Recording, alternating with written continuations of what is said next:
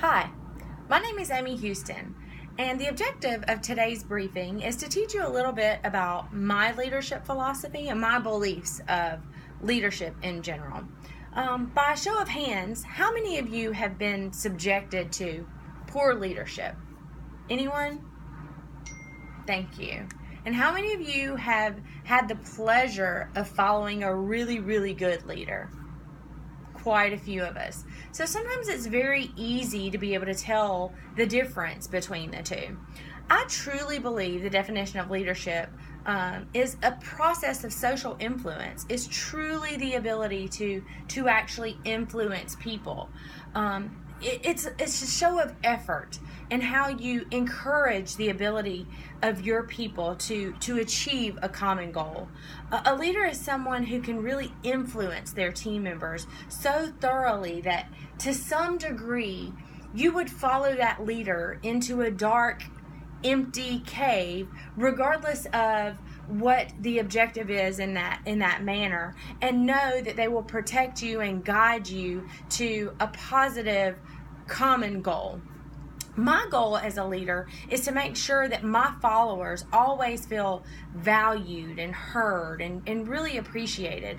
I think it's important to make sure you always have a constant interaction with your followers and your team members at all levels to ensure that they always feel very heard and engaged in whatever your process is.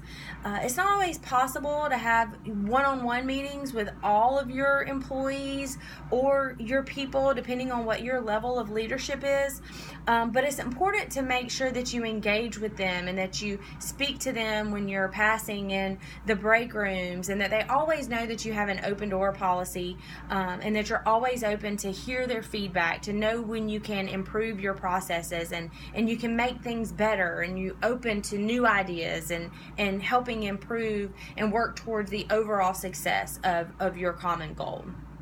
I think it's encouraged for them to know your strengths and your weaknesses and be very open to hearing those things from them, and let them know that, as a leader, you're not always perfect, but you are open and willing to improve those things and work on the strengths and the weaknesses, not only of yourself, but of all of your members.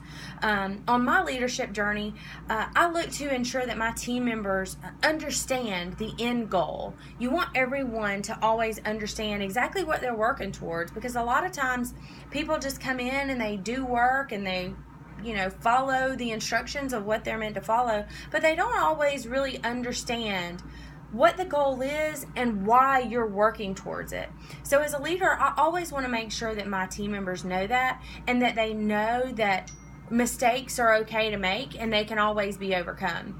My dominantly democratic leadership style is only briefly paused by brief stints of autocratic coaching whenever I feel the team members actually need some direction or guidance in improving their behaviors when necessary to achieve the common goal. I think that it's very important for all of the team members to understand how to also be a good leader. It's important to have followers and to make sure that your team members are following, but it's also important to teach them how to lead and how to lead each other when you're not there, so that they can work towards that.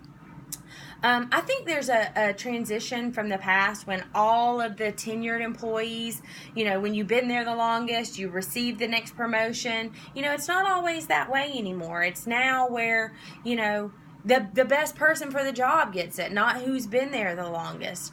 And according to Forbes, there are 5 generations currently in the workforce today.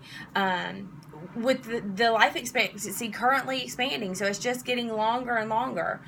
So I hope to use my knowledge in the workforce as well at my time at Troy to help bridge some of those gaps between our generations, to make sure that everyone understands that we are all the same. We come from a different time and place and journey, but that we're all working towards the same goal. So I've really enjoyed being able to interact with people on the discussion boards. and things like that. And I hope to only further use my communication style and my current leadership style to work to improve myself, the strengths and the weaknesses that I have, to help some of my team members and my classmates as well to work towards their common goals and our common goals as employees and members of this great world.